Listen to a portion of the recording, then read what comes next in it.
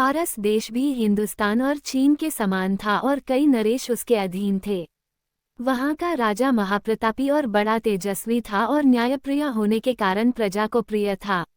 उस बादशाह के दो बेटे थे जिनमें बड़े लड़के का नाम शहरयार और छोटे लड़के का नाम शाहजमां था। दोनों राजकुमार गुणवान, वीर, धीर और शीलवान थे। जब बादशाह का देहांत हुआ तो शहजादा शहरयार गद्दी पर बैठा और उसने अपने छोटे भाई को, जो उसे बहुत मानता था, तातार देश का राज्य, सेना और खजाना दिया। शाहजमां अपने बड़े भाई की आज्ञा में तत्पर हुआ और देश के प्रबंध के लिए समरकंद को, जो संसार के सभी शहरों से उत्तम और बड़ा था, अपनी राजधानी बनाकर आराम से रहने लगा। जब उन दोनों को अलग हुए 10 वर्ष हो गए तो बड़े ने चाहा कि किसी को भेजकर उसे अपने पास बुलाए। उसने अपने मंत्री को उसे बुलाने की आज्ञा दी और मंत्री यह आज्ञा पाकर बड़ी धूमधाम से विदा हुआ। जब वह समरकंद शहर के समीप पहुंचा तो शाहजमां ये समाचार सुनकर उसकी अगवानी को सेना लेकर अपनी राजधानी से रवाना हुआ और शहर के बाहर पहुंचकर मंत्री से मिला। वो उसे देखकर प्रसन्न हुआ। शाहजमां अपने भाई शहरयार का कुशल-क्षेम पूछने लगा। मंत्री ने शाहजमां को दंडवत कर उसके भाई का हाल कहा। वो मंत्री बादशाह शहरयार का परम आज्ञा पालक था और उससे प्रेम करता था। शाहजमां ने उससे कहा कि भाई, मेरे अग्रज ने तुम्हें मुझे लेने को भेजा, इस बात से मुझको अत्यंत हर्ष हुआ। उनकी आज्ञा मेरे शिरोधार्य है। अगर भगवान ने चाहा तो 10 दिन में यात्रा की तैयारी करके और शासन में अपना प्रतिनिधि नियुक्त कर तुम्हारे साथ चलूंगा।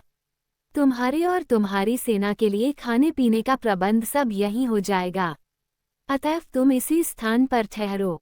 अतएव उसी स्थान पर खाने पीने आदि की व्यवस्था कर दी गई और वे वहां रहे। इस अवसर पर बादशाह ने यात्रा की तैयारियां की और अपनी जगह अपने विश्वास पात्र मंत्री को नियुक्त किया। एक दिन सायं अपनी बेगम से, जो उसे अति प्रिय थी, विदा ली और अपने सेवकों और मुसाहिबों को लेकर समरकंद से चला और अपने खेमे में पहुंचकर मंत्री के साथ बातचीत करने लगा। आधी रात होने पर उसकी इच्छा हुई कि एक बार बेगम से फिर मिलाऊं। वह सबसे छुपकर अकेला ही महल में पहुंचा। बेगम को उसके आने का संदेह तक न था। वह अपने एक तुच्छ और कुरूप सेवक के साथ सो रही थी। शाहजमां सोचकर आया था कि बेगम उसे देखकर अति प्रसन्न होगी। उसे दूसरे मर्द के साथ सोते देखकर एक क्षण के लिए उसे काट मार गया। कुछ संभलने पर सोचने लगा कि कहीं मुझे दृष्टि भ्रम तो नहीं हो गया। लेकिन भलीभांति देखने पर भी जब वही बात पाई तो सोचने लगा, ये कैसा अनर्थ है कि मैं अभी समरकंद नगर की रक्षा भित्ति से बाहर भी नहीं निकला और ऐसा कर्म होने लगा। वह क्रोधाग्नि में जलने लगा और उसने तलवार निकालकर ऐसे हाथ मारे कि दोनों के सिर कटकर पलंग के नीचे आ गए। इसके बाद दोनों शवों को पिछवाड़े की खिड़की से नीचे गड्ढे में फेंककर वह अपने खेमे में वापस आ गया। उसने किसी से रात की बात न बताई। दूसरे दिन प्रातः ही सेना चल पड़ी।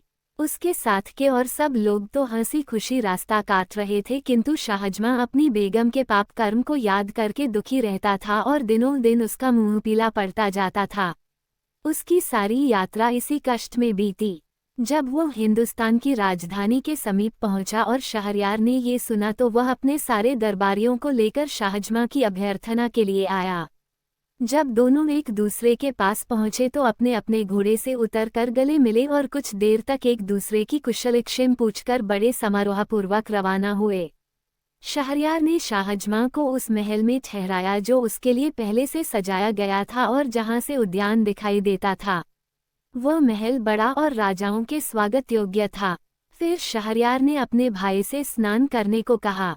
शाहजमां ने स्नान करके नए कपड़े पहने और दोनों भाई महल के मंच पर बैठकर देर तक वार्तालाप करते रहे। सारे दरबारी दोनों बादशाहों के सामने अपने अपने उपयुक्त स्थान पर खड़े रहे। भोजन उपरांत भी दोनों बादशाह देर तक बातें करते रहे। जब रात बहुत बीत गई तो शहरयार अपने भाई को आतिथ्य गृह में छोड़कर अपने महल को चला गया। शाहजमां फिर शोकाकुल होकर अपने पलंग पर आंसू बहाता हुआ लौटता रहा। भाई के सामने वह अपना दुख छुपाए रहा, लेकिन अकेला होते ही उस पर वही दुख सवार हो गया और उसकी पीड़ा ऐसी बढ़ गई जैसे उसकी जान लेकर ही छोड़ेगी। वो एक क्षण के लिए भी अपनी बेगम का दुष्कर्म भुला नहीं पाता था। वो अक्सर हाय हाय कर उठता और हमेशा ठंडी सांसें भरा करता। उसे रातों को नींद नहीं आती थी। इसी दुख और चिंता में उसका शरीर धीरे धीरे घुलने लगा। शहरयार ने उसकी ये दशा देखी तो विचार किया कि मैं शाहजमां से इतना प्रेम करता हूँ और उसकी सुख सुविधा का इतना ख्याल रखता हूँ, फिर भी सदैव ही इसे शोक सागर में निमग्न देखता हूँ। मालूम नहीं इसे अपने राज्य की चिंता खाई जाती है या अपनी बेगम का विछोह सताता है। मैंने इसे यहाँ बुलाकर बेकार ही इसे शोक संताप में डाल दिया। अब उचित होगा कि इसे समझा बुझा कर और उत्तम उत्तम भेंट वस्तुएं देकर समरकंद वापस भेज दूं ताकि इसका दुख दूर हो सके।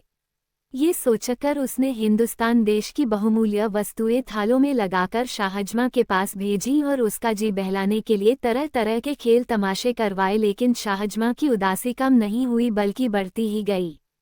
फिर शहरयार ने अपने दरबारियों से कहा कि सुना है यहाँ से 2 दिनों की राह के बाद एक घना जंगल है और वहाँ अच्छा शिकार मिलता है, इसलिए मैं वहाँ शिकार खेलने जाना चाहता हूँ। तुम लोग भी तैयार होकर मेरे साथ चलो और शाहजमां से भी चलने को कहो, क्योंकि शिकार में उसका जी लगेगा और उसका चित्त प्रसन्न होगा।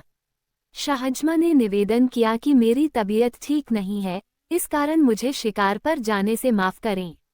शहरयार ने कहा, अच्छी बात है, अगर तुम्हारा यहीं रहने को जी चाहता है तो रहो, लेकिन मैं तैयारी कर चुका हूँ, मेरे अपने भृत्यों के साथ शिकार के लिए जाता हूँ। शहरयार के जाने के बाद शाहजमां ने अपने निवास स्थान के द्वार अंदर से बंद कर लिए और एक खिड़की पर जा बैठा। वहां से शाही महल का उद्यान दिखाई देता था। शाहजमां सुवासित पुष्पों और पक्षियों के कलरव से अपना जी बहलाने लगा, लेकिन मकान और बाग की शोभा से जी बहलाने पर भी उसे अपनी पत्नी के दुराचार की कचोट बनी रहती। जब संध्या हुई तो शाहजमां ने देखा कि राजमहल का एक चोर दरवाजा खुला और उसमें से शहरयार की बेगम 20 अन्य स्त्रियों के साथ निकली। वे सब उत्तम वस्त्रों और अलंकारों से शोभित थीं और इस विश्वास के साथ कि सब लोग शिकार पर चले गए हैं, बाग में आ गईं। शाहजमां खिड़की में छुपकर बैठ गया और देखने लगा कि वे क्या करती हैं। दासियों ने उन लबादों को उतार डाला जो पहनकर वे महल से निकली थीं। अब उनकी सूरत स्पष्ट दिखाई देने लगी। शाहजमां को ये देखकर आश्चर्य हुआ कि जिन 20 को उसने स्त्री समझा था उनमें से 10 हबशी मर्द थे। उन 10 ने अपनी अपनी पसंद की दासी का हाथ पकड़ लिया। सिर्फ बेगम बगैर मर्द की रह गई। फिर बेगम ने आवाज दी, मसूद, मसूद। इस पर एक हृष्ट-पुष्ट हबशी युवक जो उसकी आज्ञा की प्रतीक्षा में था एक वृक्ष से उतरकर बेगम की ओर दौड़ा और उसका हाथ पकड़ लिया। उन 11 हबशियों ने 10 दासियों और बेगम के साथ क्या किया उसका वर्णन मैं लज्जावश नहीं कर सकूंगा। इसी भांति वे आधी रात तक बाग में विहार करते रहे। फिर बाग के हौज में नहाकर बेगम और उसके साथ आए 20 मर्द औरतों ने अपने कपड़े पहने और जिस चोर दरवाजे से आए थे उसी से महल में चले गए और मसूद भी बाग की दीवार फांदकर बाहर चला गया। ये कांड देखकर शाहजमां को घोर आश्चर्य हुआ। उसने सोचा कि मैं तो दुखी हूँ ही, मेरा बड़ा भाई मुझसे भी अधिक दुखी है। यद्यपि वह अत्यंत शक्तिशाली और वैभवशाली है, तथापि इस दुष्कर्म को रोकने में असमर्थ है। फिर मैं इतना शोक क्यों करूं? जब मुझे मालूम हो गया कि यह नीच कर्म संसार में अक्सर ही होता है तो मैं बेकार ही स्वयं को शोक सागर में डुबोए दे रहा हूँ। ये सोचकर उसने सारी चिंता छोड़ दी और साधारण रूप से रहने लगा। पहले उसकी भूख मिट गई थी, अब वह जाग गई और वह नाना प्रकार के स्वादिष्ट व्यंजन मंगाकर खाने लगा और संगीत नृत्य आदि का आनंद लेने लगा। जब शहरयार शिकार से लौटा तो शाहजमां ने बड़ी प्रसन्नतापूर्वक उसका स्वागत किया। शहरयार ने उसे शिकार किए हुए बहुत से जानवर दिखाए और कहा कि बड़े खेद की बात है कि तुम शिकार पर नहीं गए, वहाँ बड़े आनंद की जगह है। शाहजमां बादशाह की हर बात का हंसी खुशी उत्तर देता था। शहरयार ने सोचा था कि वापसी पर भी शाहजमां को दुख और शोक में डूबा पाएगा, लेकिन इसके विपरीत उसे प्रसन्न और संतुष्ट देखकर बोला, ए भाई, भगवान को बड़ा धन्यवाद है कि मैंने थोड़ी ही अवधि में तुम्हें प्रसन्न और व्याधिमुक्त देखा। अब मैं तुम्हें सौगंध देकर एक बात पूछता हूँ, तुम वह बात जरूर बताना। शाहजमां ने कहा, जो बात भी आप पूछेंगे मैं अवश्य बताऊंगा। शहरयार ने कहा, जब तुम अपनी राजधानी से यहाँ आए थे तो मैंने तुम्हें शोक सागर में डूबा देखा था। मैंने तुम्हारा चित्त प्रसन्न करने के लिए अनेक उपाय किए, भांति भांति के खेल तमाशे करवाए, किंतु तुम्हारी दशा जैसी की तैसी रही। मैंने बहुत सोचा कि इस दुख का कारण क्या हो सकता है, किंतु इसके सिवा कोई कारण समझ में नहीं आया कि तुम्हें अपनी बेगम के विछोह का दुख है और राज्य प्रबंध की चिंता है। किंतु अब क्या बात हुई जिससे तुम्हारा दुख और चिंता दूर हो गई? शाहजमा ये सुनकर मौन रहा, किंतु जब शहरयार ने बार बार यही प्रश्न पूछा तो वह बोला, आप मेरे मालिक हैं, मुझसे बड़े हैं, मैं इस प्रश्न का उत्तर न दूंगा क्योंकि इसमें बड़ी निर्लज्जता की बात है। शहरयार ने कहा कि जब तक तुम मुझे यह न बताओगे तब तक मुझे चैन न आएगा। शाहजमा ने विवश होकर अपनी बेगम के कुकर्म का सविस्तार वर्णन किया और कहा कि मैं इसी कारण दुखी रहता था। शहरयार ने कहा, भैया, ये तो तुमने बड़े आश्चर्य की असंभव सी बात बताई। ये तो तुमने बड़ा अच्छा किया कि ऐसी व्यभिचारिणी को उसके प्रेमी सहित मार डाला। इस मामले में कोई तुम्हें अन्यायी नहीं कह सकता। मैं तुम्हारी जगह होता तो मुझे एक स्त्री को मारने से संतोष न होता, 1000 स्त्रियों को मार डालता। बताओ कि मेरे बाहर जाने पर यह शोक किस प्रकार दूर हुआ। शाहजमा ने कहा, मुझे ये बात कहते डर लगता है कि ऐसा ना हो कि यह सुनकर आपको मुझसे भी अधिक दुख हो। शहरयार ने कहा कि भाई, तुमने ये कहकर मेरी उत्कंठा और बढ़ा दी है, मुझे अब इसे सुने बगैर चैन न आएगा, इसलिए यह बात जरूर बताओ। विवश होकर शाहजमा ने मसूद, 10 दासियों और बेगम का सारा हाल बताया और बोला, ये घटना मैंने अपनी आंखों से देखी है और समझ लिया है कि सारी स्त्रियों के स्वभाव में दुष्टता और पाप होता है और आदमी को चाहिए कि उनका भरोसा न करे। मुझे ये सारा कांड देखकर अपना दुख भूल गया है और इसीलिए मैं निरोग और प्रसन्नचित दिखाई देता हूँ। ये हाल सुनकर भी शहरयार को अपने भाई के कथन पर विश्वास न हुआ। वह क्रुद्ध स्वर में बोला, क्या हमारे देश की सारी बेगमें व्यभिचारिणी हैं? मुझे तुम्हारे कहने का विश्वास नहीं होगा जब तक मैं खुद अपनी आंखों से यह न देख लूं। संभव है तुम्हें भ्रम हुआ हो। शाहजमा ने कहा, भाई साहब, आप खुद देखना चाहते हैं तो ऐसा कीजिए कि दोबारा शिकार के लिए आज्ञा दीजिए। हम आप दोनों फौज के साथ शहर से कूच करके बाहर चलें। दिन भर अपने खेमों में रहें और रात को चुपचाप इसी मकान में आ बैठें। फिर निश्चय ही आप वह सारा व्यापार अपनी आंखों देख लेंगे जो मैंने आपको बताया है। शहरयार ने यह बात स्वीकार करके दरबारियों को आज्ञा दी कि कल मैं फिर शिकार को जाऊंगा। अतः दूसरे दिन प्रातःकाल ही दोनों भाई शिकार को चले और शहर के बाहर जाकर अपने खेमों में ठहरे। जब रात हुई तो शहरयार ने मंत्री को बुलाकर आज्ञा दी कि मैं एक जरूरी काम से जा रहा हूँ, तुम फौज के किसी आदमी को यहाँ से जाने न देना। तत्पश्चात दोनों भाई घोड़ों पर सवार होकर गुप्त रूप से शहर में आए और सवेरा होने के पहले ही शाहजमा के महल की उसी खिड़की में आ बैठे जिससे शाहजमा ने सारा कांड देखा था। सूर्योदय के पूर्व ही महल का चोर दरवाजा खुला और कुछ देर में बेगम अपने 19 स्त्री वेशधारी हबशियों के साथ वहां से निकलकर बाग में आई और मसूद को पुकारा। ये सारा हाल जो न कहने के योग्य है न सुनने के देखकर शहरयार अपने मन में कहने लगा कि हे भगवान, ये कैसा अनर्थ है कि मुझ जैसे महान नृपति की पत्नी ऐसी व्यभिचारिणी हो। फिर वह शाहजमा से बोला कि यह अच्छा रहेगा कि हम इस क्षण भंगुर संसार को, जिसमें एक क्षण आनंद का होता है दूसरा दुख का, छोड़ दें और अपने देशों और सेनाओं का परित्याग करके अन्य देशों में शेष जीवन काटें और इस घृणित व्यापार के बारे में किसी से कुछ न कहें। शाहजमा को ये बात पसंद नहीं आई, किंतु अपने भाई की अत्यंत दुखी दशा देखकर उसने इनकार करना ठीक न समझा और बोला, भाई साहब, मैं आपका अनुचर हूँ और आपकी आज्ञा को पूर्ण रूप से मानूंगा, लेकिन मेरी एक शर्त है। जब आप किसी व्यक्ति को अपने से अधिक इस दुर्भाग्य से पीड़ित देखें तो अपने देश को लौटाएं। शहरयार ने कहा, मुझे तुम्हारी यह शर्त स्वीकार है, लेकिन मेरा विचार है कि संसार में किसी मनुष्य को हमारे जैसा दुख नहीं होगा। शाहजमा ने कहा, थोड़ी सी ही यात्रा करने पर आपको इस बात का पता अच्छी तरह से चल जाएगा। अतएव वे दोनों छुपकर एक सुनसान रास्ते से नगर के बाहर एक ओर को चले। दिन भर चलने के बाद रात को एक पेड़ के नीचे लेटकर सो रहे। दूसरे दिन प्रातःकाल वे वहां से भी आगे चले और चलते चलते एक मनोरम वाटिका में पहुंचे जो एक नदी के तट पर बनी हुई थी। इस वाटिका में दूर दूर तक घने और बड़े बड़े वृक्ष लगे थे।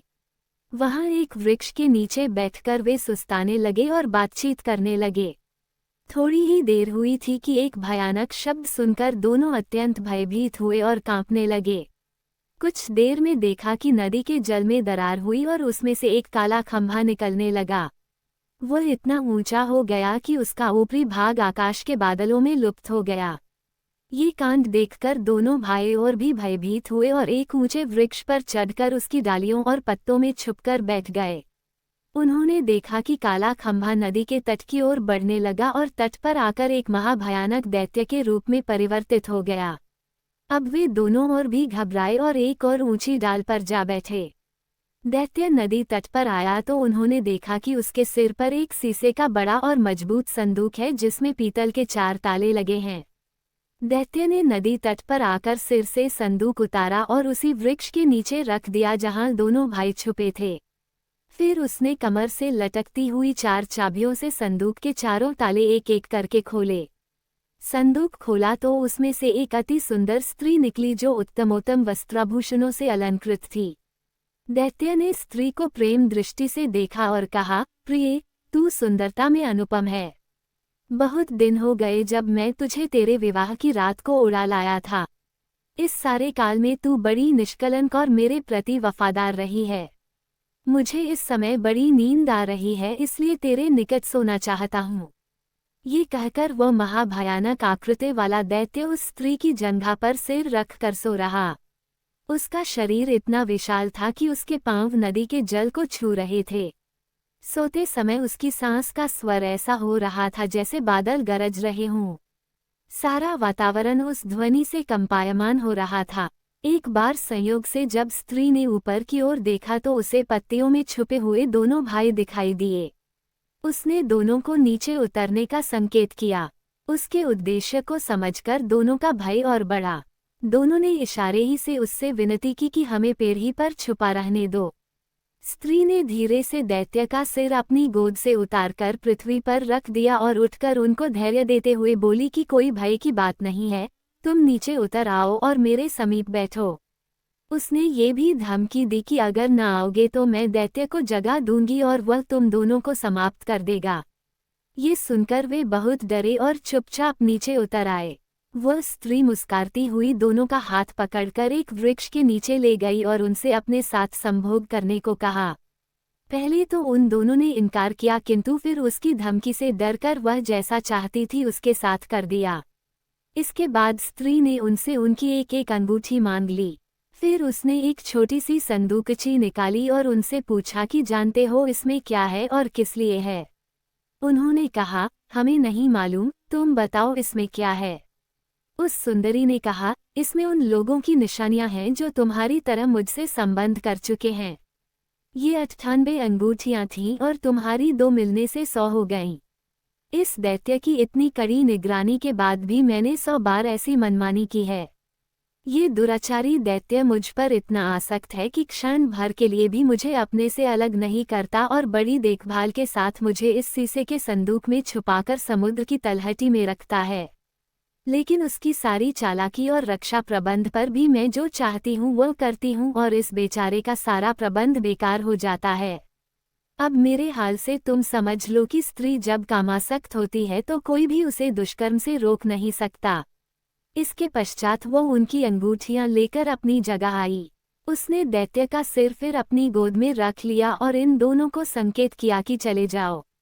दोनों वहां से चल दिए और जब बहुत दूर निकल गए तो शाहजमां ने अपने बड़े भाई शहरयार से कहा, देखिए, इतनी सुरक्षा और कड़े प्रबंध पर भी ये स्त्री अपने मन की अभिलाषा पूरी कर रही है। ये भी देखिए कि दैत्य को उस पर कितना विश्वास है और वो उसकी निष्कलंकता की कैसी प्रशंसा कर रहा था। अब आप ही न्यायपूर्वक बताएं कि इस बेचारे पर हम लोगों से अधिक दुर्भाग्य है या नहीं। हम जो बात ढूंढने निकले थे वह हमें मिल गई। अब हमें चाहिए कि अपने अपने देशों को चलें और किसी स्त्री से विवाह न करें, क्योंकि शायद ही कोई स्त्री निष्पाप हो। चुनांचे शहरयार ने अपने छोटे भाई के कहने के अनुसार ही काम किया और वहां से दोनों शहरयार की राजधानी को चले। 3 रातों बाद वे अपनी सेनाओं में पहुंचे। शहरयार ने आगे शिकार पर न जाना चाहा और राजधानी को वापस आ गया। महल में जाकर उसने मंत्री को आज्ञा दी कि वो बेगम को ले जाकर मृत्युदंड दे। मंत्री ने बादशाह की आज्ञानुसार ऐसा ही किया। फिर शहरयार ने 10 व्याभिचारिणी दासियों को अपने हाथ से मार डाला। इसके बाद शहरयार ने सोचा कि कोई ऐसा उपाय करूं कि विवाह के बाद मेरी बेगम को कर्म का अवसर ही ना पा सके। अतः उसने निश्चय किया कि रात को विवाह करूं और सवेरे ही बेगम को मरवा दूं।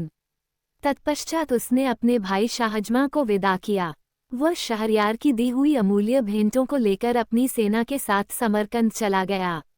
शाहजमां के जाने के बाद अपने प्रधानमंत्री को आज्ञा दी कि वो विवाह हेतु किसी सामंत की बेटी को लाए। प्रधानमंत्री ने एक अमीर की बेटी ला खड़ी की। शहरयार ने उससे विवाह किया और रात भर उसके साथ बिताकर सुबह मंत्री को आज्ञा दी कि इसे ले जाकर मार डालो और रात के लिए फिर किसी सरदार की सुंदरी बेटी मेरे विवाहार्थ ले आना। मंत्री ने उस बेगम को मार डाला और शाम को एक और अमीर की बेटी ले आया और दूसरे दिन उसे भी ले जाकर मार डाला। इसी प्रकार शहरयार ने सैकड़ों अमीरों सरदारों की बेटियों से विवाह किया और दूसरी सुबह उन्हें मरवा डाला। अब सामान्य नागरिकों की बारी आई। साथ ही इस जघन्य अन्याय की बात सब जगह फैल गई। सारे नगर में शोक, संताप और रोदन की आवाजें उठने लगीं। कहीं पिता अपनी पुत्री को मृत्यु पर 8-8 आंसू रोता था, कहीं लड़की की माता पछाड़े खाती थी। जो कन्याएं अभी तक बच रही थीं उनके माता पिता और सगे संबंधी अत्यंत दुखी रहते थे। कई लोग अपनी बेटियों को लेकर देश छोड़ गए और अन्य देशों में जा बसे। वहां के मंत्री की 2 कुंवारी बेटियां थीं। बड़ी का नाम शहरजाद और छोटी का नाम दुनियाजाद था। शहरजाद अपनी बहन और सहेलियों से अधिक तीक्ष्ण बुद्धि थी। वह जो बात भी सुनती या किसी पुस्तक में देखती उसे कभी नहीं भूलती थी। वार्तालाप के गुण में भी प्रवीण थी। उसे बहुत प्राचीन मनीषियों की आख्यायिकाएं और कविताएं जुबानी याद थीं और स्वयं गद्य पद्य रचना में निपुण थी। इन सारे गुणों के अतिरिक्त उसमें अद्वितीय सौंदर्य भी था। एक दिन उसने पिता से कहा कि मैं आपसे कुछ कहना चाहती हूँ लेकिन आपको मेरी बात माननी होगी। मंत्री ने कहा, यदि तेरी बात मानने योग्य होगी तो मैं अवश्य मानूंगा। शहरजाद ने कहा कि मेरा निश्चय है कि मैं बादशाह को इस अन्याय से रोकूं जो वह कर रहा है और जो कन्याएं अभी बची हैं उनके माता पिता को चिंतामुक्त कर दूं।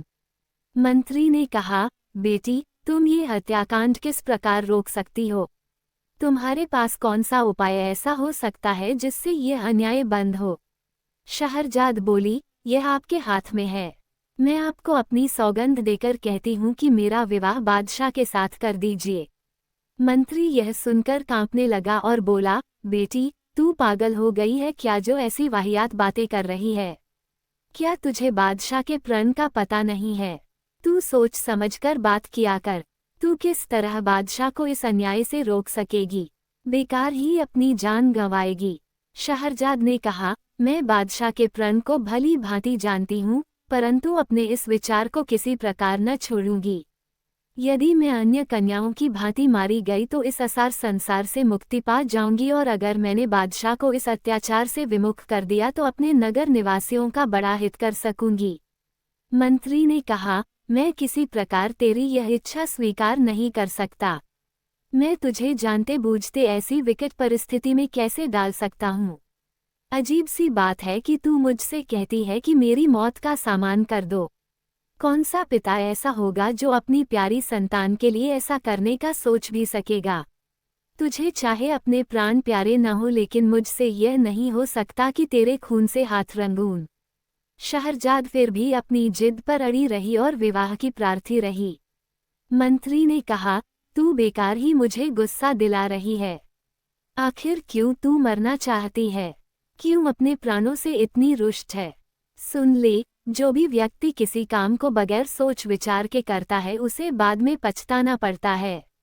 मुझे भय है कि तेरी दशा उस गधे की तरह न हो जाए जो सुख से रहता था किंतु मूर्खता के कारण दुख में पड़ा। शहरजाद ने कहा, ये कहानी मुझे बताइए। मंत्री ने कहानी